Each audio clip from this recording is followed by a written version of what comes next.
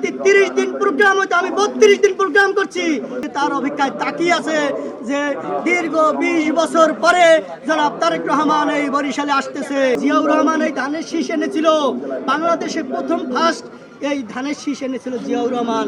আমার যে থাকার একটু জায়গা ছিল সেই জায়গাটুকু আমি বিক্রি করে আমার এই দলের জন্য আমি খরচ করে আমি এই ধানের শীষ নিয়ে প্রত্যেকটা প্রোগ্রামে অংশগ্রহণ করি।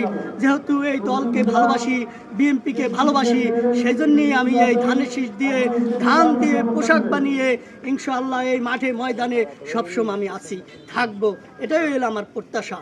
যেহেতু আমাদের নেতা জনাব তারেক রহমান বাংলাদেশে এসেছে, সে যেন একটু আমার দিকে রু নজরে তাকায় যে আমাদের বাংলাদেশে বরিশাল বিভাগে একটি ছেলে আছে, তার নিজ স্বার্থে নিজ অর্থায়নে নিজে সে রাস্তাঘাটে ঘাটে ময়দানে ধানের শীষ নিয়ে ঘুরতেছে, ধানের শীষের পোশাক পরে সে প্রত্যেকটা মিটিং মিছিলে অংশগ্রহণ করে।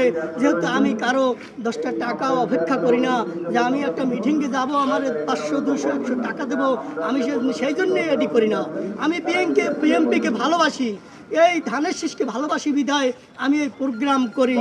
যেহেতু জিয়াউর রহমান এই ধানের শীষ এনেছিল, বাংলাদেশে প্রথম ফার্স্ট এই ধানের শীষ এনেছিল জিয়াউর রহমান, সেই ধানের শীষ নিয়েই আমরা আছি, সেই ধানের শীষ নিয়েই থাকবো। যতদিন বেঁচে আছি ততদিনে আমি এই ধানের শীষ নিয়ে থাকবো ইনশাআল্লাহ।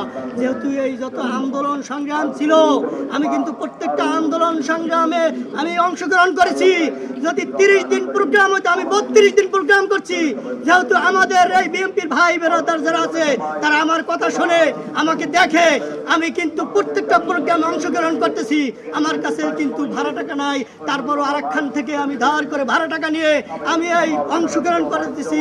যেহেতু আমি বিএনপির যখন প্রোগ্রাম শুনি তখন আমার আর থাকতে ইচ্ছা করে না, আমি তখনই ওইখানে দৌড়ে যাই যে আমি বিএনপির প্রোগ্রামে কোন সোম যাব সেই অপেক্ষায় থাকি ইনশাআল্লাহ।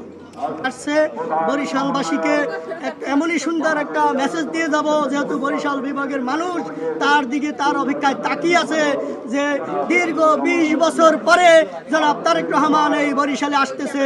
সেই 20 বছর আগে 2001-এ কিন্তু এখানে এসেছিল যে তারেক রহমান, আবার সেই ইনশাআল্লাহ বরিশাল বিভাগে তারেক রহমান আসবে, আমরা সেই অপেক্ষায় আছি। ইনশাআল্লাহ ফুলের মালা দিয়ে বরণ করে নেব। আগামী জানুয়ারি ফেব্রুয়ারি 12ই ফেব্রুয়ারিতে যে নির্বাচন হবে সেই নির্বাচনে বরিশাল বিভাগে বিপুল ভোটে ভোট দিয়ে তাকে জয়যুক্ত করব এবং উপহার দেব বরিশাল বিভাগ। এমনই একটা জিনিস যে যখন তারেক রহমান সে আসবে সেই অপেক্ষায় আমরা আছি।